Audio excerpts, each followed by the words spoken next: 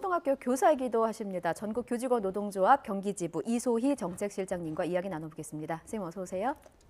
네. 안녕하세요. 네, 선생님 오늘 멀리서 오셨다면서요? 네, 평택에서 왔습니다. 그럼 몇 시에 일어나셨어요?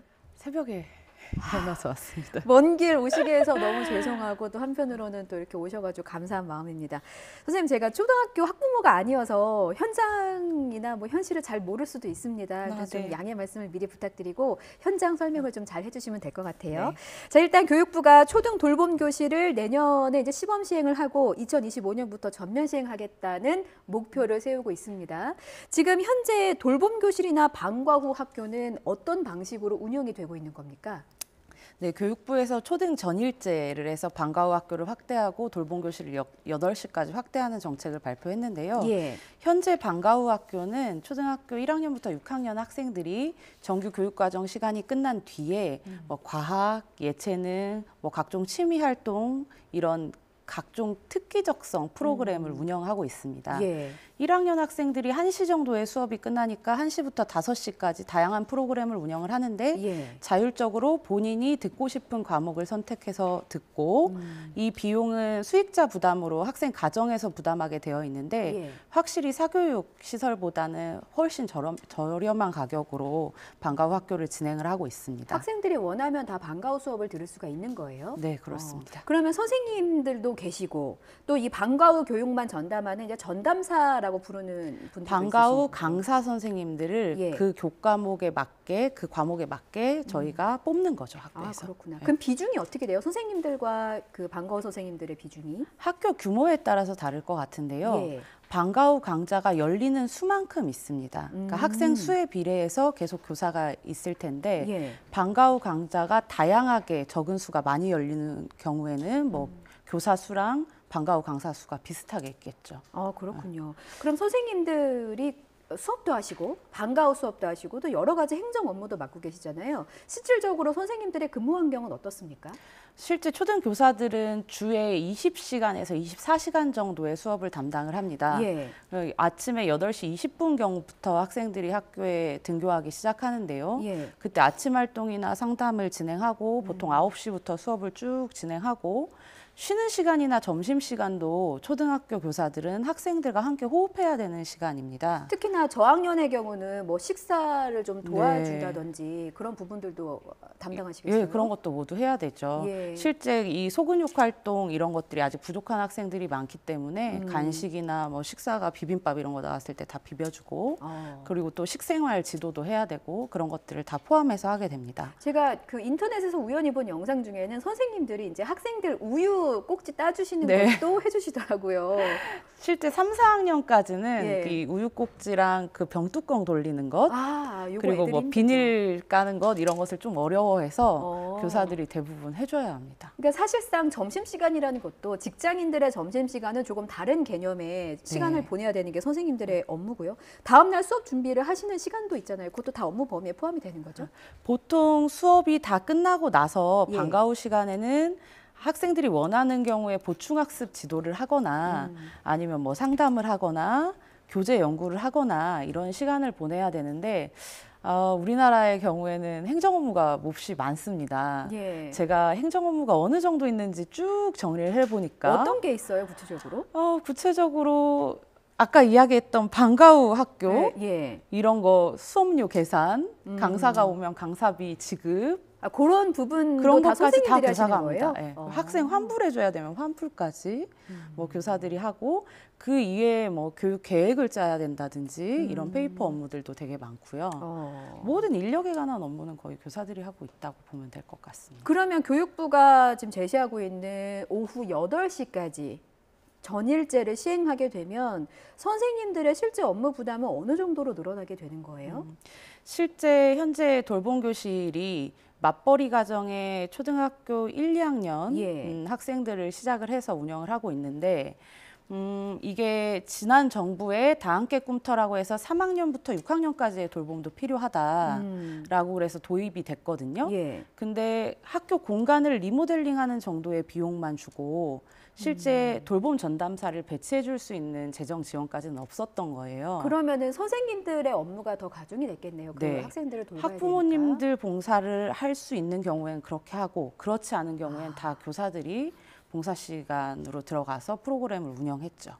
이게 현실이 여의치 않으니까 그럼 선생님들은 자원봉사가 가능한 학부모님들께 좀 양해를 구하고 부탁을 네. 구하는 경우도 그럼 생기겠네요. 근데 실제로 학부모 자원 봉사를 구하기 매우 어렵습니다. 아, 왜냐하면 부모님들이 다 맞벌이시라서 예. 이게 생긴 건데 봉사를 나올 수 있는 여력이 있으신 분들이 많이 없잖아요. 그래서 실제로는 교사 윤번제로 교사 당번을 돌리는 형식으로 진행을 하기도 하고 돌봄 교실은 학생들 간식 그리고 뭐 방학 기간에는 학교 급식을 운영하지 않기 때문에 도시락 그리고 프로그램에 운영되는 각종 물품들 구입까지 대부분 교사들이 행정 업무를 함께 하고 있습니다. 그렇군요. 앞서 지금 1학년의 돌봄 교실의 경우는 정규 수업이 1시에 끝나고 이제 5시까지 방과 후 수업이 진행이 된다고 하셨고, 그럼 고학년의 경우들 뭐 3학년에서 6학년까지도 5시까지 진행이 되는 건가요? 방과 수업은 거의 그 정도로 진행이 되고요. 예. 초등 돌봄 교실은 방과 후에 좀 부분적으로 운영이 되는데 1시에서 보통 7시까지 운영을 할 수는 있습니다. 예. 근데 대부분의 학생들이 5시 정도에는 하교를 하는 것 같아요. 주로 어떤 이유 때문이죠? 뭐 저녁도 있고 뭐. 보통 부모님들이 퇴근하시면서 예. 저녁 시간 전에 아이들을 하교시키는 거죠. 그러면 5시 이후까지 남아있는 아이들의 경우에는 어떤 현실적인 사정이 있는 겁니까? 제가 지금 뭐 사전에 좀 찾아본 바로는 맞벌이 가구도 있지만 저소득층의 가구의 아이들도 돌봄 교실을 좀 이용하는 걸로 알고 있거든요. 네, 실제 부모님의 퇴근 시간이 아주 늦은 경우에는 예. 학교에 있는 것이 가장 안정적인 돌봄 방법이겠죠. 요즘 뭐 조부모님들이나 뭐 이렇게 돌봄할 수 있는 환경이 안 되기도 하고 예. 학원을 보낼 수 있는 형편이 아닌 경우도 있고요. 그럴 경우에 간식비를 제외하고는 거의 그 비용이 들지 않는 프로그램이기 때문에 예. 돌봄 교실에 많이 남아 있는 경우가 있습니다. 아이들이 7시까지 있으면 저녁은 어떻게 해결합니까? 집에 가서 먹습니다. 아, 그러면 집에 가서 먹기 전까지는 아이들이 그 점심이랑 간식을 먹고 네, 간식을 한번 주고요. 예, 간식 너무 배고프겠다. 네, 배고프죠. 이게 사실 그때는 또 한참 커야 되고 네. 밥을 먹어도 뒤돌아서면 배고플 나이이긴 한데 네. 그런 현실이 또 있었군요. 만약 초등 전일제가 되면 이제 현지 교사 입장으로서 어떤 부분이 가장 우려되세요? 제가 좀 걱정이 되는 것은 예. 우선 첫 번째로 학생들이 아침 9시 이전에 보통 학교에 등교하잖아요. 9시부터 저녁 8시까지 11시간을 학교에 머물러야 되는 겁니다. 이 아이들의 정서 심리에 아주 큰 문제가 생길 것이라고 예상을 하는 건데요. 예. 어른들도 직장에 11시간 머물며 일하라고 하면 되게 힘들 텐데 하고 싶지 않네요. 하물며 아이들에게 예. 11시간이나 학교 한 공간에 있어라. 이거는 좀 너무 아동학대 같다라는 생각이 들고 있습니다. 사실상의 아이들도 일종의 학교에서 사회생활이라는 거를 네. 하는 셈이니까요. 공부도 하지만. 그럼요. 이게 그리고 좀 시기가 성급하다라는 생각도 드는데요. 그건 무슨 말씀입니까? 이 초등 전일제가 독일에서 성공한 모델인데 예. 독일도 맞벌이 가정이 늘고 아동 보육이 사회적으로 필요하다라고 생각하니까 학교 교육 시스템과 분리된 예. 지방자치단체가 운영하는 돌봄 시스템, 초등 전일제 학교라는 이원화된 시스템을 만든 거예요. 이걸 2005년에 시작을 했습니다. 예. 그리고 2025년에 전국으로 전주로 확대를 한다는 거니까 20년 동안 점진적으로 확대해온 정책이거든요. 아, 그러면 만약에 우리가 그 독일의 성공 사례를 롤모델로 삼았다고 가정을 하면 우리 교육부는 내년에 시범 도입해서 2025년에 전면 시행하겠다는 입장이니까 사실상 예. 몇 년이 안 되는 매우 성급하죠. 그리고 과거에 2011년에 비슷한 정책을 시행한 적이 있었습니다. 예, 예. 새벽 6시 반부터 밤 10시까지. 엄마 품 온종일 돌봄이라고 해서 예. 학생들 돌봄 교실을 운영하겠다고 성급하게 추진했다가 예. 성급하게 마무리된 정책이 있었습니다.